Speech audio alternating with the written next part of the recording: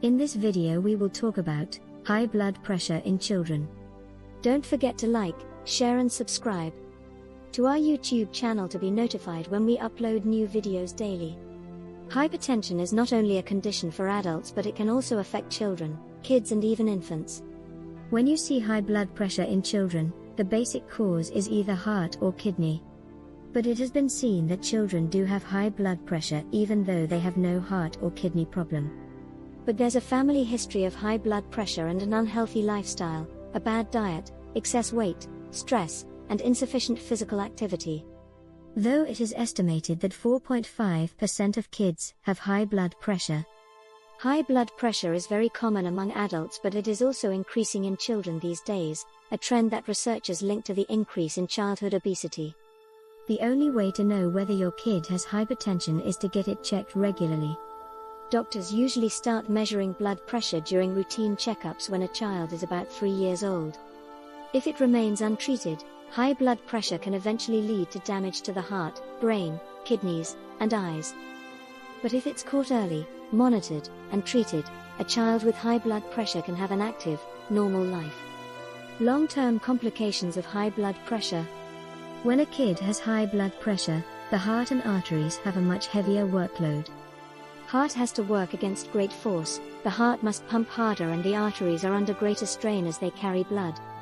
If high blood pressure continues for a long time, the heart and arteries may no longer work as well as they should. Having high blood pressure puts a child at a higher risk for stroke, TIA, CVA, heart attack, kidney failure, loss of vision, and atherosclerosis, hardening of the arteries. Though child may not show symptoms of high blood pressure, it still affects the body and puts the child at risk for those long-term health problems. In rare cases, severe hypertension can cause headaches, dizziness, nosebleeds, heart palpitations, visual changes and nausea. If your child has severe high blood pressure and experiences any of these symptoms, contact your doctor immediately. When you go to a doctor with your children, it is not unusual for a first blood pressure reading to be high because the child is nervous. So the doctor will likely take 3 or 4 readings, and use an average to determine whether your child has high blood pressure or is at risk for developing hypertension. Causes of high blood pressure. The causes of high blood pressure differ, depending on the age of the child. The younger the child, the more likely the high blood pressure is due to some other condition. High blood pressure among infants most commonly occurs in premature babies.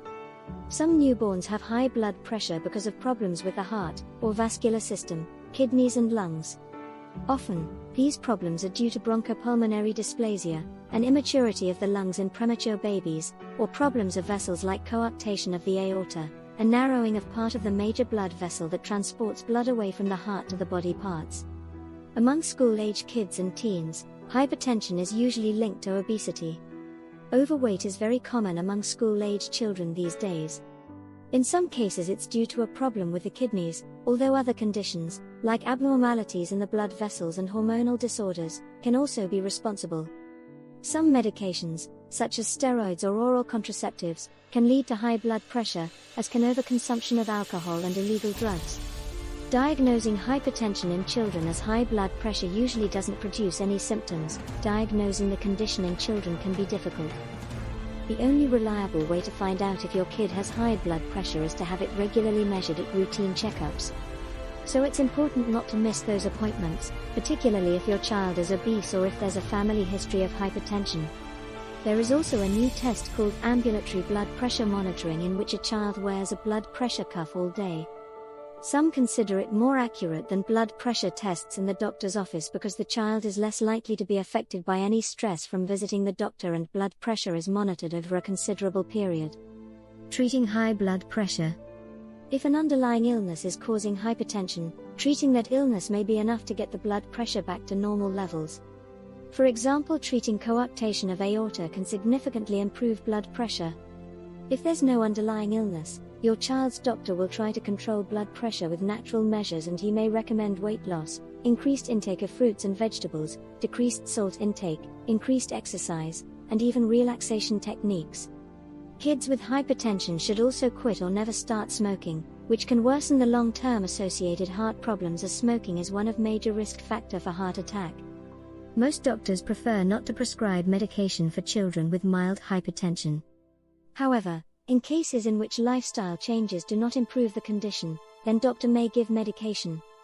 Doing exercise and participation in organized sports is encouraged for all children whose hypertension is not severe or is well controlled. In fact, staying fit is the key to both weight and blood pressure control.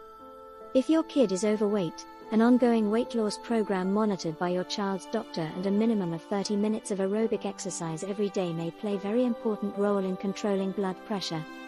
Kids who have severe hypertension should not, however, participate in weight and powerlifting, bodybuilding, or strength training until their blood pressure is under control and a doctor okays it. I hope you found some useful information and tips. I look forward to hearing from you.